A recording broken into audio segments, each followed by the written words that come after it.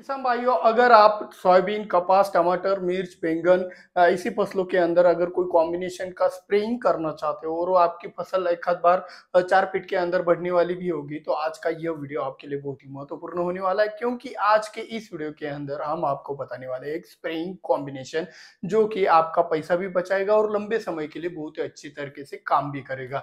तो चलिए फटाफट से शुरुआत करते हैं आज के इस वीडियो की, लेकिन एक लाइक भी मिल जाता तो बहुत मजा आ जाता। तो चले सोयाबीन, टमाटर, मिर्च, कपास, बैंगन और इसके अलावा 4 फीट के अंदर बढ़ने वाली फसलों के लिए ये कॉम्बिनेशन रहेगा। और इस कॉम्बिनेशन ये जो कॉम्बिनेशन ये आपको बोनस के रूप में मिलने वाला है। साथ ही साथ आपको महत्वपूर्ण जानकारी ये मिलने वाली है कि स्प्रेइंग कॉम्बिनेशन बनाते वक्त कौन कौन सा विचार करना चाहिए। तो ये जो कॉम्बिनेशन हम बना रहे हैं ये आपको 30 दिनों के भीतर ही देना है, क्योंकि इस कॉम्बिनेशन के अंदर हमने खासकर इंटरनोड का ज्यादा ख्याल रखा है, क्योंकि इंटरनोड जितना शॉर्ट होंगे उतना ही आपका फुटाव ज्यादा होगा, और ज्यादा फुटाव यानी कि ज्यादा फूल, और ज्यादा फूल यानी कि ज्यादा उपज। ऐसी फसलों के अंदर ज्यादा ज्यादा उपज पाने के लिए, ज्यादा उत्पादन पाने के लिए आपको ज्यादा ज्यादा फुटाव करना बहुत जरूरी होता है, जो कि आप स्क्रीन के ऊपर भी देख रहे हो। तो इस तरीके से जो ज्यादा फुटाव करने के लिए ज्यादा इंटरनोड चाहिए वो कब हमें चाहिए, तो फसल की जो वेजिटेटिव ग्रोथ होती है शुरुआती वाली अवस्था, उस अवस्था में हमें ये ज्यादा इंटरनोड चाहिए। तो 30 दिनों के भीतर ही आपको कॉम्बिनेशन डालना है। तो कॉम्बिनेशन के अंदर हमें क्या डालना है, तो ये बात करें तो अभी देखो, जो बारिश हो रही है बहुत जगह पे बारिश खुली हो चुकी है। तो बारिश खुली हो चुकी है यानी कि ये क्लाइमेट किसका है, ज्यादातर अर्ली ब्लाइट और पाउडर मिल्ड्यू का ज्यादातर क्लाइमेट है। तो अर्ली ब्लाइट और पाउडर मिल्ड्यू के लिए हम खासकर कौन सी वाली दवाइयों का इस्तेमाल करते हैं, हम ट्राइजो ग्रुप के फंजीसाइड का इस्तेमाल करते हैं। तो ट्राइजो ग्रुप के फंजीसाइड के अंदर ऐसी वाली कौन सी दवा है कि जो लंबे समय के लिए कार्य करती है, तो वो जिसका नाम है माइक्लोब्यूटेनिल, जिसे आप सिस्टेन के नाम से भी जानते हो। आप माइक्लोब्यूटेनिल नामक कंटेंट किसी भी कंपनी का उठा सकते हो, वो ट्राइजो ग्रुप का आता है, आप बेझिझक ले सकते हो, किसी कंपनी का ही लेना है ऐसा कोई बात नहीं है। तो इस तरीके से हम हमारे कॉम्बिनेशन के अंदर सिस्टेन डालकर लंबे समय के लिए कार्य करेंगे। तो अभी आप में से कुछ सवाल आएंगे, सर लंबे समय का क्या लेना है, अभी तो हर रोज स्प्रे जा रही है, फिर 2 दिन के इंटरवल में स्प्रे जा रही है। तो टमाटर, मिर्च, बैंगन जैसे फसलों के अंदर तो आपकी इतना कम इंटरवल के अंदर स्प्रे तो जा रहा है, लेकिन सोयाबीन हो गया, कपास हो गया, इन किसानों को इतना जल्दी जल्दी स्प्रेइंग डालना एक पता है आपको पैसे के मुकाबले वो ज्यादा महंगा हो जाएगा। और आप भी अगर ऐसे प्रैक्टिसेस करें कि भाई एक ही स्प्रिंग कॉम्बिनेशन में लंबे समय तक के लिए कार्य करने वाले जो भी एक प्रैक्टिसेस आप फॉलो करोगे, तो टमाटर, मिर्च, बैंगन वाले किसानों को भी अच्छा ही फायदा होने वाला है। तो इसीलिए हम हमारे इस कॉम्बिनेशन के अंदर लेने वाले सिस्टेन। इसी के साथ साथ एक कॉन्टेक्ट फंजीसाइड के रूप में आप मैंकोसिब ले सकते हो, प्रोपिनिब ले सकते हो। मैंकोसिब यानी कि आपका एम्पाइथलिस होगा, इसकी जगह आप एंट्राकोल भी ले सकते हो, जिसको प्रोपिनेब भी कहा जाता है, या फिर डाइथायोकार्बामेट ग्रुप। ये एम्पाइथलिस, प्रोपिनेब, कैप्टा, कुमानेल, जाइरम वगैरह ये सभी डाइथायोकार्बामेट ग्रुप में से ही आते हैं। तो इसका भी इस्तेमाल आप बेझिझक कर सकते हो।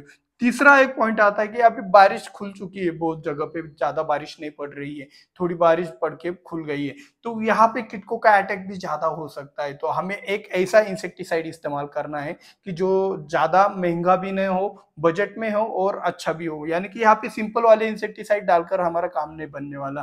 तो इमड़ा हो गया या फिर पदान डाल के तो नहीं होने वाला। तो यहाँ पे थोड़ा पावरफुल लेकिन महंगा भी नहीं होना चाहिए। तो यहाँ पे हम लेने वाले प्रोक्लेम, तो जिसके अंदर आता है इमाम एक्टिव बेंजोएट। इमाम एक्टिव बेंजोएट भी आप किसी भी कंपनी का बेझिझक उठा सकते हो। तो इसी के साथ साथ अभी हमें एनपीके का ग्रेड भी लेना है।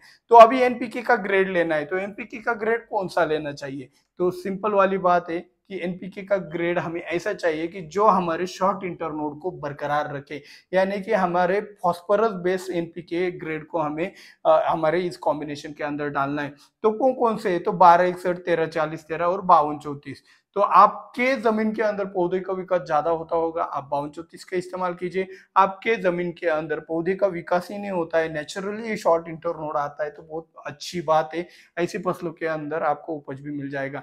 तो ऐसी सिचुएशन में आप 1261 का इस्तेमाल कर सकते हो। अगर आपको कुछ भी पता नहीं चल रहा है कि भाई मेरे को तो ये लॉजिक ही समझ नहीं आ रहा है, फिर भी बता दो, तो आप 1340, 13 का आग बंद कर इस्तेमाल कर सकते हो। ठीक है। अभी इसके बाद आता है आपका जिसका बेसब्री से इंतजार था, वही चीज आ गई, टॉनिक। तो भाई टॉनिक कौन सा बताने वाले, एम्बिशन बताएंगे, पोषक सुपर बताएंगे, या फिर टाटा बहार बताएंगे, या फिर कोई और नया वाला टॉनिक बताएंगे, ये आपके मन में ज्यादा उत्सुकता रहती। तो यहाँ पे आपको एक चीज ध्यान से सुनना है, ध्यान से ऐसे सुनना है कि अगर हम हमारे फसल के अंदर टॉनिक डालेंगे स्प्रेइंग के द्वारा, तो टॉनिक डालने के बाद ये जो इंटरनोड आपको ऐसे दिख रहे हैं ना शॉर्ट, तो वो हो जाएंगे लंबे, और जो फूटा होगा वो मिलेगा कम। अगर इंटरनोड लंबा हो गया तो आपको फुटाव कम मिलेगा, फुटाव कम यानी कि फूल कम, फूल कम यानी कि उत्पादन कम मिलेगा। तो ये सब चल के नहीं चलने वाला। तो आपको क्या करना चाहिए, तो आपको यहाँ पे टॉनिक का इस्तेमाल बिल्कुल भी नहीं करना चाहिए। तो फिर आपके मन में एक और सवाल आता है कि सर जी टॉनिक नहीं डालेंगे तो फसल अच्छी कैसे दिखेगी। तो फसल अच्छी दिखने के लिए, हरी भरी दिखने के लिए हम क्या करने वाले हैं, इस कॉम्बिनेशन के अंदर डालने वाले हैं चिलेटेड फेरस को। अभी चिलेटेड फेरस डुप्लीकेट भी मार्केट में बहुत ज्यादा आता है। चिलेटेड फेरस पीले रंग का अगर आपको मिल रहा है तो भाई डुप्लीकेट है, उसको फेंक दो, मुंह पे मार दो कंपनी वालों के, दुकानदार के नहीं, कंपनी वालों के। तो ये एक बात है। सफेद वाला चिलेटेड फेरस लेना है, वो ओरिजिनल होता है। पीले रंग का डुप्लीकेट मिलता है, और 1340 13 के साथ मिक्सिंग करोगे फट जाएगा। अभी भी बता रहा हूँ, मिक्स करने से पहले। और ट्रायल के लिए थोड़ा बाजू में जाकर मिक्स भी करके, मेरा जो भी एक नॉलेज है उसको आप वेरीफाई भी कर सकते हो। तो वो फेरस सल्फेट को चिलेटेड फेरस के नाम पे बेच रहे हैं, तो फेरस सल्फेट और फास्फोरस का रिएक्शन होता है, इसकी वजह से वो नहीं चलता है। चिलेटेड फेरस ओरिजिनल सफेद रंग वाला किसी भी स्प्रिंग के अंदर चल जाता है।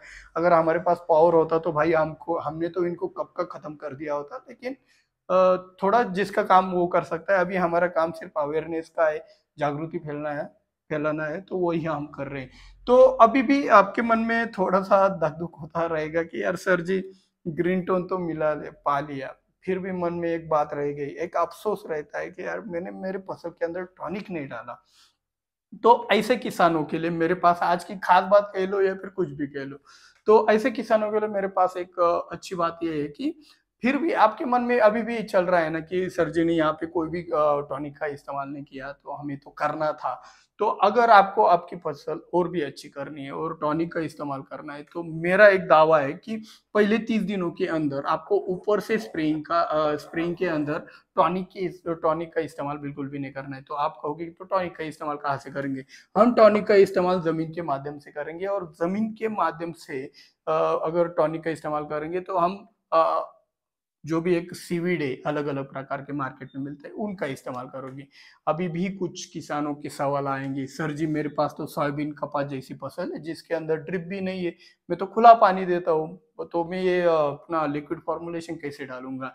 तो जिनके पास लिक्विड फॉर्मुलेशन डालने के लिए ड्रिप की सुविधा है, वो ड्रिप लाइन से भी एक ड्रिंचिंग या फिर फर्टिगेशन के द्वारा भी अपना टॉनिक का इस्तेमाल जमीन के माध्यम से कर सकते हो। और जिनके पास ड्रिप लाइन की व्यवस्था नहीं है, वो किसान क्या कर सकते हैं, जो ब्रॉडकास्टिंग वाले जो भी टॉनिक आते हैं, जैसे कि सागरिका दानेदार हो गया, ब्रांड जीआर हो गया, तो इस तरीके से जो भी एक दानेदार वाले जो भी एक टॉनिक आते हैं, उनका इस्तेमाल आप ब्रॉडकास्टिंग फर्टिलाइजर के अंदर मिलाकर कर सकते हो। अभी आप में से कुछ किसान कहोगे कि सर जी ऊपर तो टॉनिक को इस्तेमाल करने के लिए नहीं बोल रहे, और ऊपर नीचे से आप कह रहे हो कि भाई टॉनिक का इस्तेमाल कर लो, तो नीचे से कुछ नुकसान नहीं होगा क्या।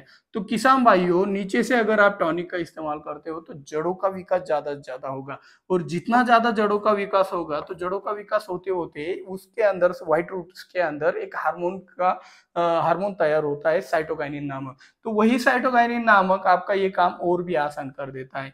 और साथ ही साथ अगर आपने नीचे से टॉनिक दिया और नाइट्रोजन का डोज बढ़ा दिया, तो भाई इंटरनोड लंबा आने ही वाला है। तो आपको ये भी ध्यान में रखना है कि नाइट्रोजन को दबाना है और आपके फास्फोरस को बढ़ाना है, और टॉनिक के इस्तेमाल से आपको कोई भी नुकसान नहीं होगा। तो हमने यहाँ पे फास्फोरस को बढ़ा ही दिया है, और नीचे से टॉनिक डालकर भी हमारी फसल अच्छी कर दी।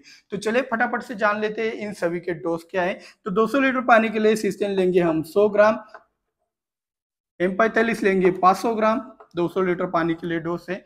प्रोक्लेम का डोज 50 ग्राम है, लेकिन अभी आप सभी 100 ग्राम लेते हो, तो भाई जमाने के साथ चलना पड़ेगा, भले वो गलत क्यों ना हो। 100 ग्राम डालने के बाद भी देखो, एक बात को अच्छी तरीके से समझो, जो चीज 50 ग्राम में रिजल्ट नहीं देती है ना, वो 200 ग्राम क्या, मैं तो कहता हूँ 1 किलो भी डालोगे तो भी रिजल्ट नहीं मिलेगा।